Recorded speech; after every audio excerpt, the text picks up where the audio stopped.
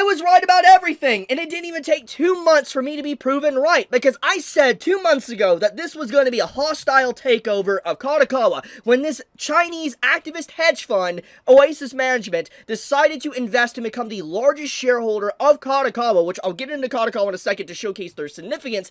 I said that this was straight up a hostile takeover to fundamentally change Kadokawa and change the landscape of anime, manga, and gaming. And here we are, where Kadokawa's largest shareholder, Activist Hedge Fund Oasis Management, is pushing to remove CEO Takashi Natsuno from the company. So we need to talk about Natsuno and also about Kadokawa and their significance on why this is such an important piece of information to talk about today. So Kadokawa is one of the largest Japanese anime companies and gaming companies within Japan. They are a huge monolith, a Goliath of a company within Japan. They own countless light novel series, manga, anime, animation studios, games. They own the Dark Souls series. They own Elden Ring. They are a Goliath. So what I'm trying to say here is that Kadokawa is not a small company. It's basically like they might not be as gigantic as Microsoft or Apple, but when it comes to Japan,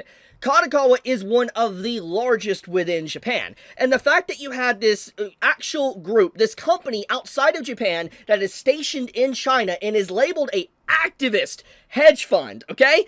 When you're getting, like, funding managers and stuff like this and activists involved, it's just a recipe for disaster. And they decided to buy a huge chunk of Kadokawa and become the largest shareholder over Sony themselves that holds a massive chunk of Kadokawa. And now, within 2 months, we now have the ramifications of that. It was indeed a hostile takeover. They are trying to systematically dismantle anime, manga, and gaming and do whatever they can to this company to make them a husk and a shell, to make as much profit and money as they possibly can, and basically force Kadokawa to focus on the stocks and the stockholders and stuff, than actually focus on the consumers, the people that buy the said products. That is what is being done right now, what Kadokawa is being forced to try to make changes for. Now, there is some good news to this story. Once this story broke, it was really quickly, like a few hours later, Kadokawa made a statement opposing the activist shareholders' proposal to remove current president and CEO. Now, I do think there is some things I need to talk about when it comes to the president and CEO in a moment, but I do want to point out that Kadokawa straight up rejected the proposal, which is good news. This is not bad news by any means. However, I would be naive not to mention this. They already did it within 2 months. This means that they will probably do it again with more shares in the future, because they've been greedily buying up shares and stocks of Kadokawa. Oasis Management, now knowing that they're not able to push the door down and get what they want, might try to invest even more into Kadokawa to have more weight and pull of the company to do whatever they possibly want with the company. And right now, the only reason why most likely this proposal was shot down was because of the other shareholders that already hold a big percentage of Kadokawa that are not allowing this to happen. Probably one big one is Sony. Now, I'm not the biggest fan of Sony. I don't like Sony. I don't like what they've been doing to anime as well and manga and stuff, like with Crunchyroll. But the enemy of my enemy is my friend in certain occasions. But probably Sony is the one that was really the deciding factor to not allow this to go through the door, and why Kadokawa was even able to deny this hostile takeover to begin with. Which, this gets back into the crux of the issue where this all began last year, or actually almost 2 years ago.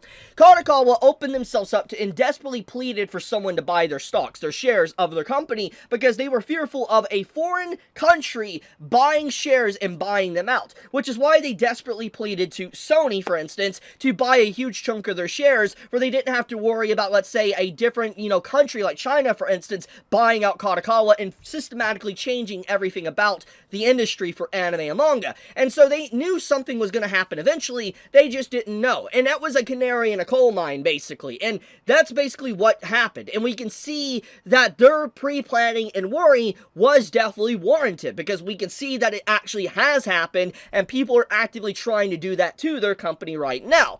And the thing is that this is probably going to change in the future, as more shares are bought up by these companies that want to get more of the anime and manga pie and be able to make as much money and profit out of anime as possible, like Hollywood, for instance.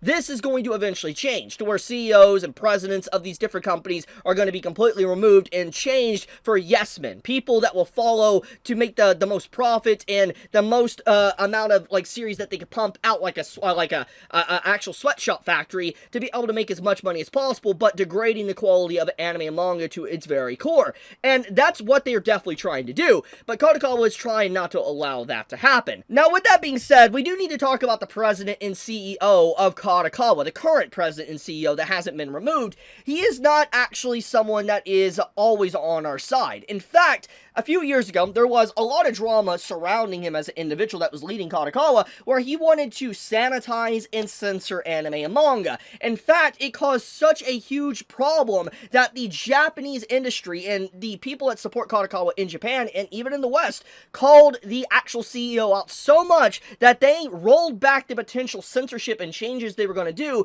because of how much drama and controversy they got themselves into. And so the actual CEO and president of Kadokawa currently has tried to censor content before, but they straight up backed off, they apologized, but this is someone that obviously is willing to do whatever they can to get the content out any way possible. And so I don't fully trust the president and CEO of Kadokawa to hold these values. Now, there is always a possibility that they have changed and they have matured and they will never do that again. But when someone is willing to rat out and do stuff like this, can you really trust them with the integrity of the company when they're willing to do anything they can to make a profit and throw consumers and artists and creators under the bus to be able to do something like that? So what I'm trying to say here is that I don't like the president and CEO, but at the same time, as of late, at least in the last few years, he hasn't done anything since after being called out. And the fact that it was rejected here, I think, is good news, but also lukewarm news. It's not entirely good, but it's not entirely bad, but I think the intentions of what the hedge fund was trying to do